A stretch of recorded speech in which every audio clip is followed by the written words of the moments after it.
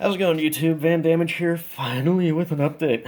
I know it's been like 3 months since the last time I've done one of these videos, but I've been in the process of moving. I've been waiting on my tools to get in. I had to mail those ahead of time. It took about a month to get here. Then ordering, researching what my next project would be, and then ordering all the parts. So, I'm not done yet, but let me give you a quick look at what is going on. Okay, so as you can see here, I have two halves of a Game Boy case with a lot of wiring just kind of flung about. Basically, I'm taking a Raspberry Pi Zero. Don't have it here because I accidentally fried the original one I was using because of, soldering wires on it, unsoldering them, trying to figure out what worked, what didn't work, and accidentally ruined a $5 board. Uh, Not too bummed out about it because it was a learning process. Sometimes you got to break something to figure, to work it. But I now have it all figured out. And, let me give you just a quick run through how this will work. Like the original Game Boy, it'll have an on-off switch. And for anybody looking at this wondering, why did you destroy two Game Boys? I didn't actually destroy two Game Boys. If you look on eBay and Amazon, they have empty Game Boy shells that you can buy to replace your old case if it gets, like, writing on it that's, chips, cracks, breaks. You just want to upgrade your case to something else. They sell these empty cases so you can transfer all the parts, which is very nice to have, to be able to find. But yeah, as you can see, the button layout is going to be similar to a or a Super Nintendo controller. My mistake. I've already got the holes drilled. The buttons work. It's going to even have the L and R buttons in the back via tack switches. And yeah, it's going to be a pretty nice system. Not a whole lot to it right now. I mean, I got the screen board here, the charging, which is this is from the Adafruit website. It's the Power Boost 1000C, I want to say it is. I don't have the box in front of me, but, I'm going to have a, 2500 milliamp hour battery plugged into that, and that will provide power to the screen, the Raspberry Pi, the audio.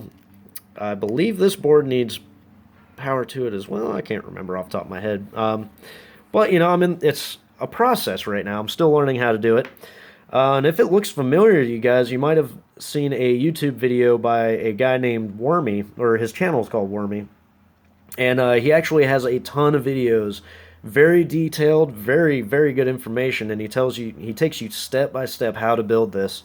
And, I've been referencing his videos in the best way to do this, and he was very, very helpful. I'm actually going to link him below in this video, and then the next one where I take you through the whole thing. And that way you guys can take a look and get started on this project. You don't have to wait on me to finish mine.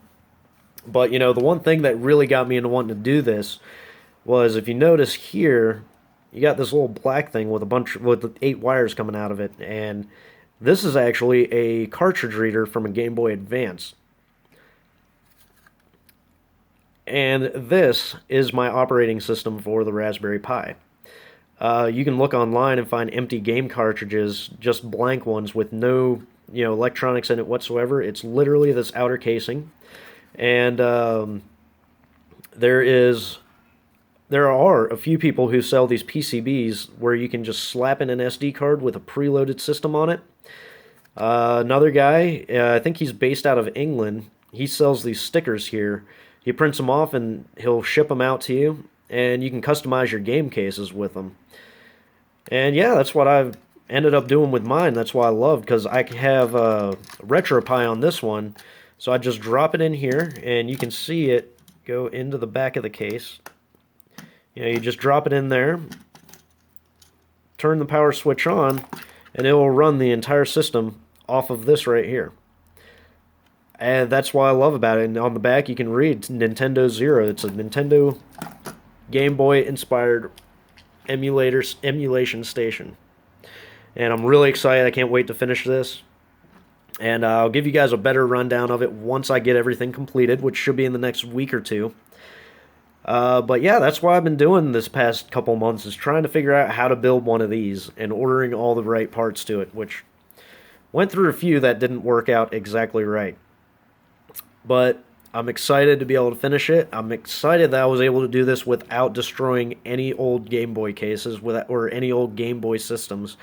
I even took my childhood Game Boy and was about to gut it because I couldn't get it to power on again. And because of taking it apart, I was able to actually find the parts that were kind of messed up. I resoldered the parts that looked like they were, getting ready to fall out, and I got it up and running again. It works. So, this definitely helped me save my childhood game system, my very first system. And now I'm able to take that, system that was so important to me growing up, and I'm able to turn it into something that I can continue to grow with.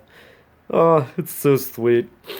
But yeah, that's what I've been up to. Again, apologize for the lateness of this video and how long it's taken.